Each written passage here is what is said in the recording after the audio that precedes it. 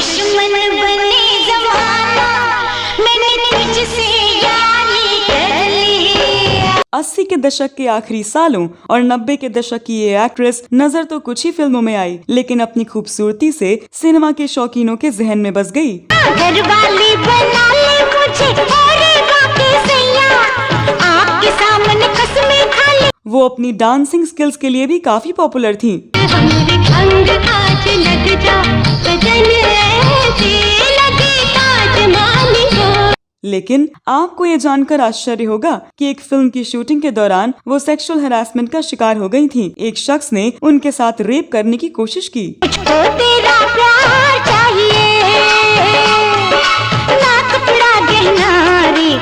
हालांकि उनकी किस्मत अच्छी थी, जो लोगों ने बीच बचाव करके उन्हें बचा लिया और आरोपी को पकड़कर पुलिस के हवाले कर दिया। उस शख्स को बाद में कोर्ट से 18 महीने की सजा मिली। लेकिन ये पूरा मामला सामने आने के बाद वो काफी सुर्खियों में आ गई थी और फिर उनके साथ कुछ ऐसा हुआ कि अपने करियर के पीक पर उन्हें बॉलीवुड को अलविदा कहना पड़ा। एक मॉडर्न आदमी होते हुए भी तुम इतने नैरो माइंडेड हो। How mean you are. After all food is food, और वो भी काटे छुरी से। नमस्कार दोस्तों, इस वीडियो में मैं आपकी दोस्त और होस्ट स्तुति बात कर रही हूँ 90 के दशक की खूबसूरत एक्ट्रेस अर्चना जोगलेकर की, जिनकी खूबसूरती के हर तरफ चर्चे थे और जो 90 के दशक में टीवी से लेकर फिल्मों तक की जानी मानी एक्ट्रेस थी। इस वीडियो में अर्चना जोगलेकर के प्रोफेशनल और पर्सनल लाइफ के बारे में जानेंगे और भी बहुत कुछ, तो आप बने रहिए हमारे साथ।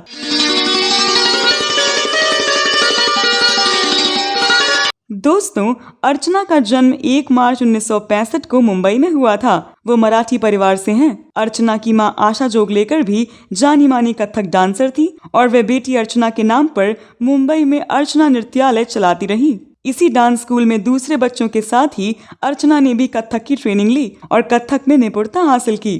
कथक के साथ साथ वो मुंबई से अपनी पढ़ाई भी कर रही थी।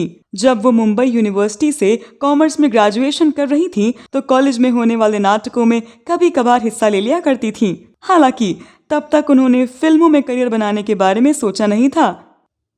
लेकिन ग्रेजुएशन के आखिरी साल एक दिन उन्होंने मुंबई के प्रख्यात शिवाजी मंदिर ऑडिटोरियम का एक विज्ञापन अखबार में देखा। उस विज्ञापन में लिखा था कि शिवाजी मंदिर ऑडिटोरियम नए टैलेंट की तलाश कर रहा है। अर्चना को लगा कि उनको भी अपनी किस्मत आजमानी चाहिए। उन्होंने अपने परिवार से बात की और फिर उस टैलेंट हंट में हिस्सा लिया। उस टैलेंट हंट में 500 से भी ज्यादा लोगों ने हिस्सा लिया था, लेकिन सेमीफाइनल में चुने गए कुछ लोगों में से एक अर्चना भी थी। यहाँ अर्चना को एक ऐसी लड़की मिली जो वही मोनोलॉग फाइनल में बोलने वाली थी जो अर्चना को बोलना था। अर्चना ने उस लड़की से गुजारिश की कि वो अपना मोनोलॉग बदल ले, लेकिन वो लड़की नहीं मानी। तब उन्होंने खुद रात भर जागकर अपने लिए एक दूसरा मोनोलॉग तैयार किया और उसकी प्रैक्टिस की। अगले दिन उन्होंने फाइनल में इतना जबरदस्त प्रदर्शन किया कि उन्हें फर्स्ट प्राइज मिल गया। उसी शो के जजेस ने अर्चना को एक नाटक में लीड रोल भी दिलाया। वो एक मराठी नाटक था और उस नाटक को काफी पसंद किया गया था। महज 2 साल के भीतर अर्चना के उस नाटक के 400 से भी ज्यादा शोज हुए। उनका फिल्मी करियर अभी शुरू भी नहीं हुआ था, लेकिन वो मुंबई में मशहूर हो गई थी। उस नाटक के लिए उनको ढेरों अवार्ड्स मिले थे। अखबार में उनकी तारीफ करते हुए ढेरों आर्टिकल्स आने लगे थे, तो अर्चना पर फिल्म इंडस्ट्री की नजरें भी लग गई। कई डायरेक्टर्स और प्रोड्यूसर्स ने उन्हें अपनी फिल्म में लेने की ख्वाहिश जगाई। उनके पास कई ऑफर्स भी आए, लेकिन ढेर सारे ऑफर रिजेक्ट करने के बाद आखिरकार उन्होंने एक उड़िया फिल्म से अपने करियर की शुरुआत की। ये फिल्म थी सुना चाढ़ई, जो कि साल 1987 में रिलीज हुई थी। इसके साथ ही उनका टीवी करियर भी शुरू हो गया। साल 1987 में ही दूरदर्शन पर ब्रॉडकास्ट हुए शो चुनौती में ये पहली दफा छोटे पर्दे पर दिखी। इसके बाद छोटे पर्दे पर साल 1992 में प्रसारित हुए शो फूलवती में इन्होंने लीड कैरेक्टर निभाया, जिसे बेहद पसंद किया गया। उन्होंने कर्मभूमि, किस्सा शांति का और फूलवंती जैसे सीरियल्स में भी काम किया। सहकार, हम तो अपने सुरों से लोगों को घायल करते हैं। क्या आपके शास्त्री में इतनी विद्वत्ता नहीं कि इसके बाद अर्चना कुछ और हिंदी और मराठी फिल्मों में दिखी। इनकी प्रमुख हिंदी फिल्मों की बात करें तो ये मर्दानगी, बिल्लू बादशाह, संसार, बात है प्यार की, आतंक ही आतंक और आग से खेलेंगे में नजर आई। इनमें बिल्लू बादशाह और संसार में अर्चना की एक्टिंग की काफी तारीफ हुई। Don't try to teach me manners. तुम अच्छी तरह जानते हो मैं किस फैमिली को बिलोंग करती हूँ। दोबारा मेरी इंसल्ट करने की कोशिश। मराठी सिनेमा की बात करें तो रंगत रंगत और एकापेक्षा नाम की फिल्मों में इन्होंने मराठी फिल्मों में कॉमेडी किंग स्वर्गीय लक्ष्मीकांत बेर्डे और अशोक सर्राफ के साथ मिलकर दर्शकों को खूब हंसाया। उन्होंने कुछ ओडिया और तमिल फिल्मों में भी काम किया है। आपको जानकर हैरानी होगी कि अर्चना ने केवल एक्टिंग ही नहीं की है बल्कि इन्होंने डायरेक्शन में भी अपना हाथ आजमाया है। साल 1996 में डीडी मेट्रो पर आने वाले शो साम्राज्य को इन्होंने डायरेक्ट किया था और उस शो की स्क्रिप्ट, स्क्रीन प्ले, डायलॉग्स और प्रोडक्शन भी इन्होंने ही किया था। उस दौर में भारत में एक भी प्राइवेट चैनल नहीं था। एक इंटरव्यू में अर्चना ने बताया कि उन्होंने बिना एक भी पैसा रिश्वत के दिए केवल अपनी काबिलियत के दम पर अपना वो शो डीडी मेट्रो पर प्रसारित किया था। आखिरी दफा वो साल 2012 में रिलीज हुई फिल्म मैरिड टू अमेरिका में नजर आई। हालांकि ये फिल्म फ्लॉप रही और कब आई और कब गई किसी को पता भी नहीं चल पाया।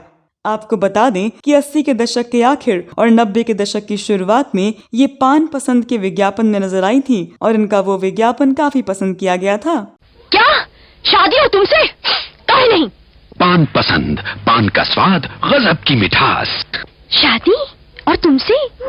कब? साल 1997 में अर्चना को लेकर एक हैरान कर देने वाली खबर भी आई। उन दिनों वो ओडिशा की राजधानी भुवनेश्वर में एक उड़िया फिल्म की शूटिंग कर रही थी। एक दिन उनके होटल के कमरे में एक अनजान आदमी घुस आया और उसने उनके साथ रेप करने की कोशिश की।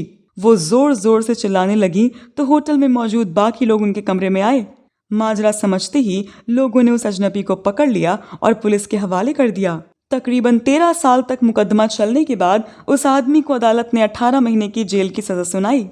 अर्चना जोगलेकर की निजी जिंदगी के बारे में बात करें तो उनका करियर जब ठीक ठाक चल रहा था तभी उन्होंने डायरेक्टर दिलीप शंकर से शादी कर ली और फिल्म इंडस्ट्री को छोड़ दिया। अचानक उठाए गए इस कदम से लोगों को काफी हैरानी भी हुई।